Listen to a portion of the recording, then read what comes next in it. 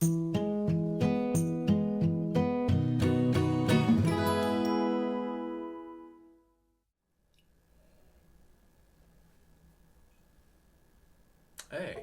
another week, another children's sermon. Thanks for coming back. Yes, we are moving into a new series here at Bethany where we're looking at the different seasons of life. Last week we had that birth and baptism and beginnings type of season, and now this week we're talking about faith and doubt.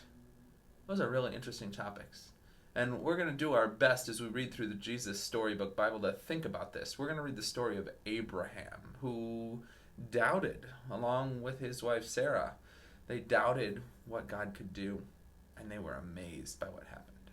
But first, I have something that you're never going to believe. I can make a paperclip float in water. Oh, that's right. Don't believe me? You don't believe it, do you? Well, watch this. Okay, you gotta check this out. I have a paperclip and a glass of water. And as you know, a paperclip sinks in a glass of water.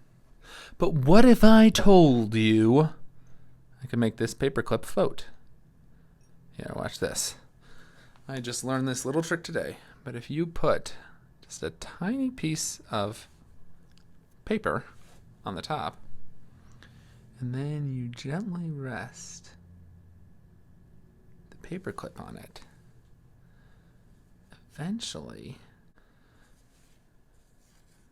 there it goes. You see the paper has gone to the bottom, but the paperclip floats right on top. You wouldn't have believed it if you didn't see it for yourself with your own two eyes. Son of Laughter. Years passed and things didn't get any better. People were still just as cruel and mean to one another. They still got sick and died. God's world was still full of tears. It was never meant to be like this. But God was getting ready to do something about it. He was going to make all the wrong things right, and he was going to do it through a family. Abraham, God said, how many stars are there? God was about to tell his friend a wonderful secret. Let me see, Abraham said, rolling up his sleeves. But have you ever tried counting stars? Then you know how hard it is. 993, 994, 997. Uh-oh, no, wait. 1, 2.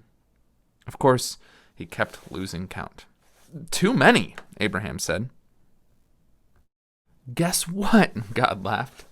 I will give you so many children and grandchildren and great-grandchildren, you won't be able to count them either. Abraham couldn't help giggling at such a wonderful idea, but he stopped himself. How could he have a family? Don't be silly. He didn't have any children, let alone grandchildren. He wiped away a tear. Anyway, it was far too late for him to start having babies at his age. He was 99 years old. What could God mean? Abraham, God said, believe me. And then God told Abraham his secret rescue plan. Abraham, I will make your family very big, God promised, until one day your family will come to number more than even all the stars in the sky. Abraham looked up at the dark night sky, thick with stars. You will be my special family, my people, and through you everyone on earth will be blessed.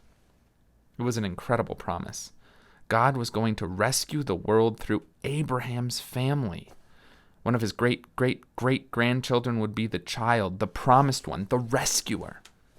But it's too wonderful, Abraham said. How could it be true? Is anything too good to be true? God asked. Is anything too wonderful for me? So Abraham trusted what God said, more than what his eyes could see, and he believed. Now, when Abraham's wife Sarah heard God's promise, she just laughed to herself. But it wasn't a happy laugh. It had tears in it. She'd always wanted a baby. Could her dream come true? Could she really have a baby when she was 90 years old? No, of course not. Don't be silly. It was far too late. Sarah didn't believe God could do what he promised. She had forgotten that when God says something, It's good as done. Of course, it was as easy for God to give her a baby son as it was for him to make all the stars in the sky. Sure enough, 9 months later, just as God had promised, Sarah gave birth to a baby boy. They named him Isaac, which means son of laughter. And Sarah laughed, but this time it was a glorious, happy laugh.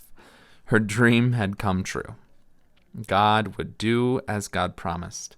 He would always look after Abraham's family, his special people. And one day, God would send another baby.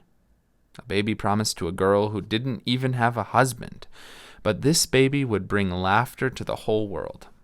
This baby would be everyone's dream come true.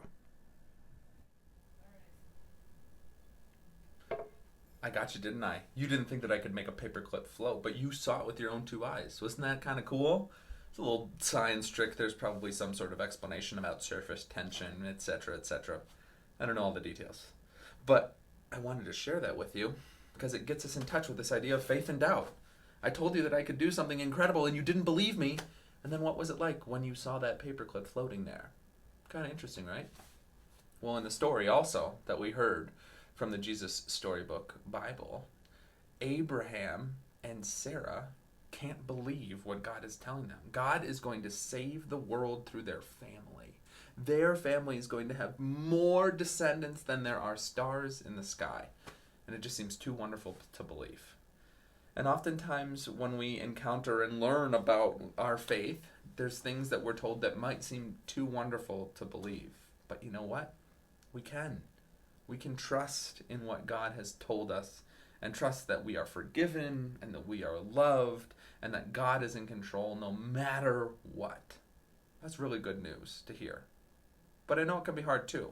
So even if you have some doubts once in a while, just remember, so did Abraham and Sarah, and that's okay.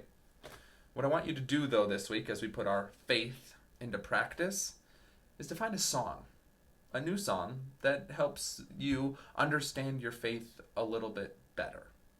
Oftentimes songs are used as a way to build up our faith or to teach the faith. So go on YouTube, find a new song that you've never heard before but that you really like, that talks about God or sings about God, and give that a listen a couple of times.